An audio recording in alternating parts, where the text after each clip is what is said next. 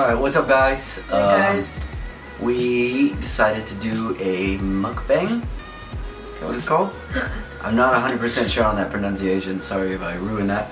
We were just like, let's go get a bunch of food. Yeah. And then let's find something to talk about. So, we decided, we've been kind of on a spooky movie kick lately.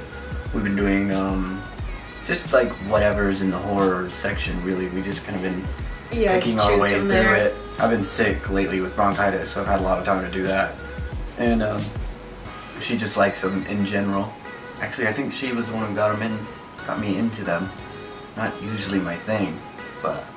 And I'm such a baby, I don't watch scary movies alone. So I feel like I took full advantage of you watching them with me. That's definitely true, because we only watched those for a good minute. So, we got our food here. I got Wingstop, and she got Kirby's Lane. We just kind of picked something that was up late. Yeah. And Wingstop is my favorite, so I don't mind that at all. I got Louisiana rub. I got lemon pepper, garlic parmesan, and some fries. I pretty much just have tofu, vegan queso, and pancakes. And I'm super happy about that, so. Yeah, we got a bunch of stuff. We got chips and queso. So, now, we chose some of our movies that we're watching lately, or that we watched lately. They're not like new movies, or I guess a couple some of them are. Some of them on the list are newer movies, but also some of them were just movies we just kind of got around to just now. So spoiler warning, if you haven't seen any of these, if you're trying to look at any of these, we're obviously going to be talking about. Yeah, just probably skip ahead a little bit or something. This is not going to be like a spoiler-free thing. Yeah. I think we decided first on the list, The Witch. Yeah, The Witch. The Witch. And this one was crazy. I think it was a Netflix movie. Give us a little rundown of what you thought about it. I thought it's kind of set in the older time, so I thought that automatically kind of made it creepier just to watch, and it's very like small towny like village, so automatically adds to the creepiness. But it was really good. It's kind of one of those movies that you have to think about and like figure out what's going, and then you just end up being completely wrong and try it all over again. But I really liked it. I liked it a lot. I like the incorporation of like the familiars. How she had like right off the bat, you know, there was the rabbit in the woods, and you were just like, ah, that's a spooky rabbit, man. There's something over that rabbit. The goat, which was probably my favorite. I think his name was Sir Philip. As soon as that came out, yeah, he was Sir all for Philip. it. I was like, ah, man, I love that, because he was just an all-black goat. He was cool. Yeah. So I definitely liked that. I thought it was very creepy how the kids kept saying they could hear Sir Philip talking to them the whole time, and he thought they were just kind of fucking around. Just kids being kids, pretty much. Yeah, just being like, you know, spooky, ooh, whatever. And at the end, it turns out the goat is actually like Lucifer or something. Yeah, like they were actually talking to him the whole time. Yeah, the goat was actually talking to them the whole time because of whatever, Coven of Witches or whatever. And I thought that ended up being really cool because I liked the goat, and I was like, man, that goat's, I hope he doesn't end up just being a goat, you know what I mean? Like, he's cool. He was a cool, weird character. The mom was freaking me out pretty much the whole time. Really, I feel like the dad kind of did it for me. What about the dad was it? I don't know, you could just never tell his intentions, I guess, because he wasn't, I don't know, you never knew what he was thinking or what he was going to do. Yeah. The mom, you could just tell she was kind of off the whole time. Well, with the dad, you definitely got that, like, weird, like, puritanical vibe for him. I don't know if that's the right word. He was a Puritan, like a old colonist.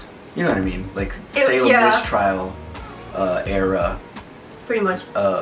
Puritan. So you kind of got this weird, like, zealot kind of vibe from him. Since the very beginning of the whole movie, pretty much. Yeah, he was always like praying and doing he was just doing something creepy always. But I think the mom was the one who freaked me out the most because she was just losing it the whole time. Yeah. Never had her bearings that whole movie. What would you rate it? Probably 5. I thought it was really good. It was done really well. I said 4.5 jalapeno. I thought it was What a would really have done good it for you? What was it missing?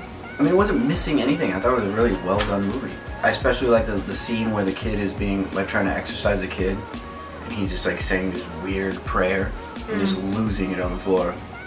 And you're just like, wow, that kid's really getting after it here. Oh! And then the whole like... It's important, I think, to say that I like the movie a lot because of the dialogue. And at the end of the movie, you find out in like the kind of sub credits that they actually took a lot of the dialogue from actual prayers and diaries from when some true, I don't know, it was like loosely based on true events or something like that. Yeah. Like they took diaries from people who said they had been attacked by witches and stuff, and they took a lot of the, so it's like a lot of the monologues are just like really poetic. Like they go off and they're doing these prayers, these monologues that sound like prayers. They sound like poems to a god or something, and it's actually, a lot of it was beautiful but very eerie and creepy. And that kid's prayer was kind of one of them, and the father has a scene where he does a long monologue and you're just like, wow, what is going on here? Yeah. Like these guys are like, this is the most well-spoken vagrants I've ever seen in my life. So, The Witch on Netflix, I'd give it a 4 out of 5 jalapenos. 4.5 out of 5 jalapenos for sure. Maybe 5. Who knows? It's a great movie though. Real spooky. What's next? We watched one today. Oh yeah. Oh, that one was. Yeah, today was a really like grueling one. Our movie number 2, Apostle. Now this movie was just grueling. It was just like intense, like. It was almost hard to watch, but you needed to keep watching. Right, you wanted to keep watching it. It was very intense though. Like it just kind of, it starts rolling, and then once it starts rolling, it just does not stop. Like at first you're like, oh, this is kind of a slow movie. It's taking a second to kind of build, and you really don't know what's happening. And then everything just starts coming at you all at once, and you're like, whoa, hold on, slow down, I'm not ready for all this. And it really comes out of like nowhere. Because at first, again, it's set kind of in old times. You got that whole colonial Salem witch, pre-Salem witch trial era vibes to it. You know, they're in this like village. First you think it's like kind of a weird culty thing, and then it kind of shifts, and you think it might be like a cult / mafia at the front sort of thing. It's kind of weird. This guy is going to try to get his sister back from this cult, so he pretends to be one of them. He kind of infiltrates into their society, and then he's just trying to figure out what in the world is going on in here. And yeah, the whole time his face is like, what the hell is happening? Yeah, and I mean he's battling a lot of things to begin with. Opening scene, he's not even stable. I don't think he's just kind of coming off his hinges from the very get-go. And then he gets to this place that would make anyone lose their minds. And so he's just kind of barely holding it together throughout this whole process. And then the deeper he gets, just the crazier it gets. Like, it stops being like, it takes you from old age to like fantasy pretty quickly. And then you start into moving like this like fantasy horror, and it gives you this almost like Del Toro vibe, almost. It's like Del Toro meets Saw or something. Like it's just like Del Toro. It's a lot. It's a lot. Yeah, you get it gets pretty gory, pretty intense and grueling. What were your highlights of it? I thought it was cool that they played with it a lot, like how you started with like the cult thing to like just a bunch of different stuff, so you didn't really know like what direction it was gonna go in. But the way it ended was really cool. I think they did really well with that. Yeah, that was nuts. But the whole point was for him to go give this group of people like ransom money to get his sister back. But he had to find out if she was alive, so the whole time we're wondering, is she alive or what's going on? Definitely hard to watch. I feel like my eyes were covered half of the time. Yeah, they introduce a bunch of other characters, so you get these like kind of crisscross plot lines going on. There's like this kind of tragic love story that's happening at the same time. There's this like father-daughter thing going on at the same time. I want to move into the final plot line, but at the same time I kind of don't, because I don't know how to say it without it being just ridiculous, because that's how crazy the movie is. I feel like that would take this whole video, like, to explain what just happened. Yeah, we would have to explain a lot. If you like gore and suspense and just like really riveting scenes where you're just like just losing it, like Apostle is definitely a good option. That's brand new on Netflix, and the acting is great. The cinematography is beautiful. Yeah, it is. The island they're on is really pretty, and they make use of that very well. And yeah, so I think Apostle I would definitely give a full 5. And I enjoyed where it took you, and just how crazy and fantastical the plotline actually ended up being, as opposed to kind of what we thought it was to begin with. You know, you thought it was going to be something a little more digestible, And then they were like, no, like, we Yeah. don't care. They're like, nope. Yeah, we don't care if this is too crazy. We're gonna do it anyways. We're gonna go there and take it so much further. Yeah, and so it's just, it definitely got weird and crazy and cool. Yeah, I think I'd give that definitely 5 out of 5 as well. Next movie, we want to talk about kind of a nuts movie. It's in another language, it's dubbed. Or subtitled, I mean, it's not dubbed. Right? It's not dubbed. No, it's not. Yeah, subtitles. It's on Netflix as well. It's a zombie movie. It's called Train to Busan. It is a typical zombie movie, but in the best way possible. It's my favorite zombie movie. And that's saying a lot. Yeah, I this love one's zombie really movies. good. Yeah, this one's really good. I think that's what I liked about it, that it's like through and through, it's a zombie movie. Yeah. Like, they don't break any of the rules. You know what I mean? It's like, there's zombies, there's the outbreak, you get bit, there's no cure, it is what it is. Meat and potatoes zombies. And that kind of is what allows the movie to just be nuts. Because they don't have to worry about, they're not worried about finding a cure, they're not worried about the politics of living in a, post-apocalyptic world. It doesn't get all Walking Dead on you.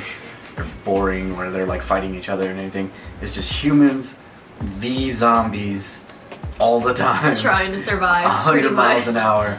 They're stuck on a train, and that's what makes it even so much more intense. It's like you get this claustrophobia watching them try to find zombies in train cars. Yeah, I think that's what I really liked about it. That's what kind of allowed it to be a good movie, is they were just like, look, it's a zombie movie by the rules, but then we're gonna just take it to 11. Yeah. 0 to 60. So just nuts zombie movie. It had a very 28 Days Later feel to me. And I used to love that movie. I still love that movie. Just less artsy, more just straightforward. Yeah, zombies. And it's ruthless too. It's not the kind of movie where your favorite character is gonna make it out. Yeah. Ruthless movie. Yeah. What'd you like about it?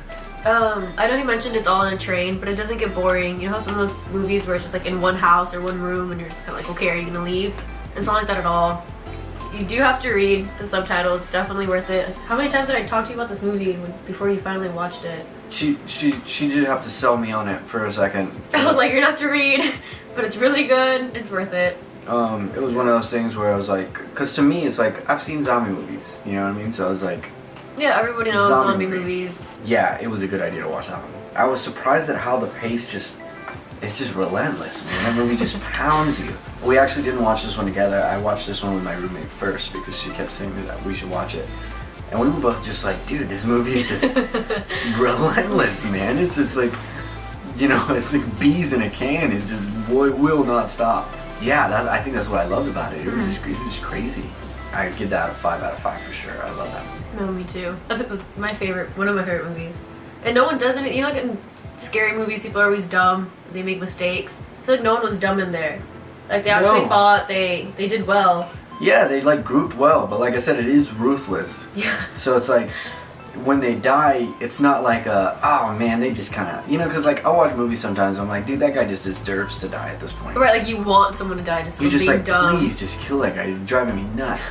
But in this movie, it's just it's only the pace that takes your characters out. You know what I mean? It's just it's just the flood that's taking your characters out. It's not bad decisions or anything like that. I guess final movie we should talk about is another one that's kind of popular on Netflix right now.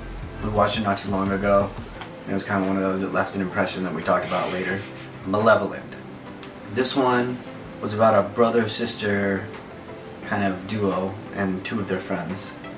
And they were kind of con artists, and they were conning people into believing that they were ghost hunters, and they were going to come and exorcise your house. Yeah. Go ahead and lay that one out for us, man. The brother kind of pushes the sister to do it because she doesn't really feel comfortable doing this whole scam, con artist thing. And the brother pretty much tells her they tripled their regular rate. This one lady that wants to book them, hire them, tripled it or something.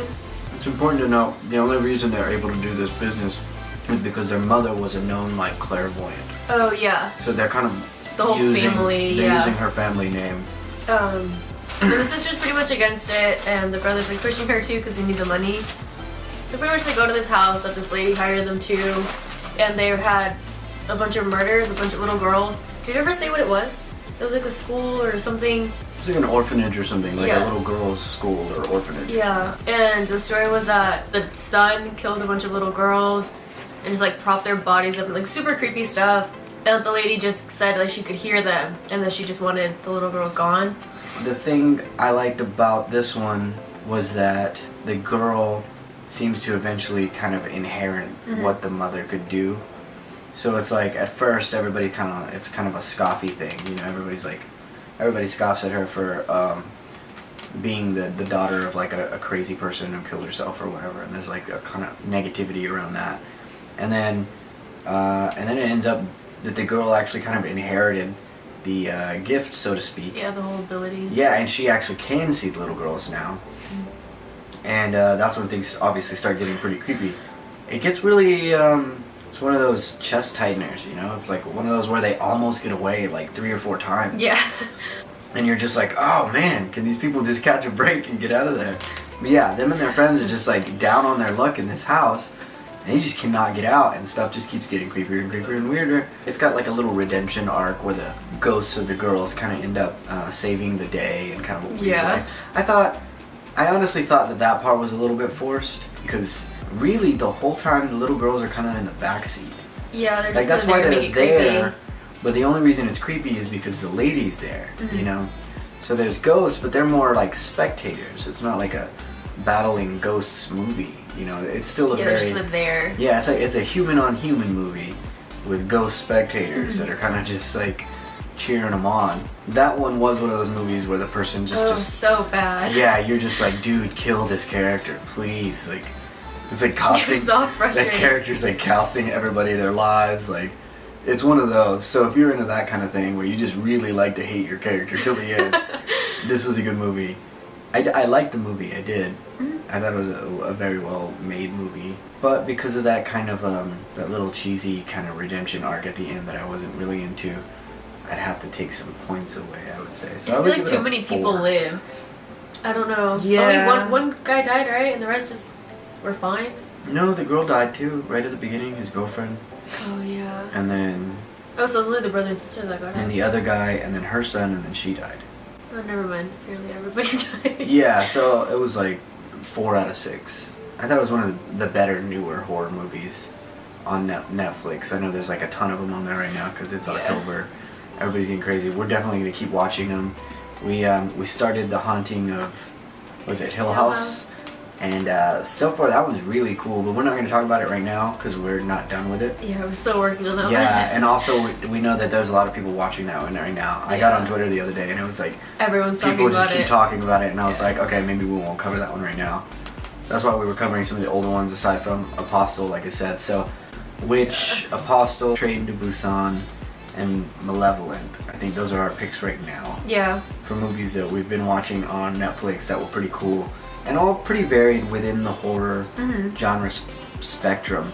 So if you want to get a lot of food and just chill out and watch some crazy stuff, definitely watch one of those. We'll probably make another one of these because this was cool. Yeah, that's what I do. Eating. There's so much food left over. Yeah, I definitely like eating and talking. So, yeah, I'm down for another one of these. Maybe we can cover some of the newer stuff. Maybe we'll just do one and only talk about Haunting of Hill House because we like we like that one and we're kind of getting into that one at the moment. Go watch the movies. Tell us about them. If you've seen any of these, if you agree with us, disagree with us, whatever. Let us know what your favorite part about the movies that we talked about were. If you have seen these, like and subscribe. Do the whole thing. Shout out Wingstop. Shout out Kirby Lane. What's up? Drop us some of that sponsor money. What's up? Right. Hashtag not sponsored, but... and yeah, so thanks for hanging out with us, and we'll see you next time.